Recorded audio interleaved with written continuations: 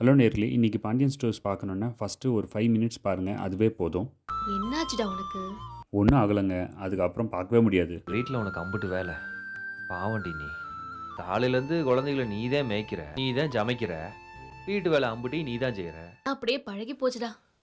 உண்மையாகவே இந்த ஒரு ரெக்கக்னிஷன் தாங்க எல்லா லேடீஸ்க்குமே வேணும். இந்த ஒரு அக்கறை மட்டும் இருந்தால் போதுங்க. அவங்க காலம் முழுக்க சந்தோஷமாக இருப்பாங்க. ஒரு மாரி கஷ்டமா இருக்குடி. 2 மாசம் ஆகட்டும் பாரு.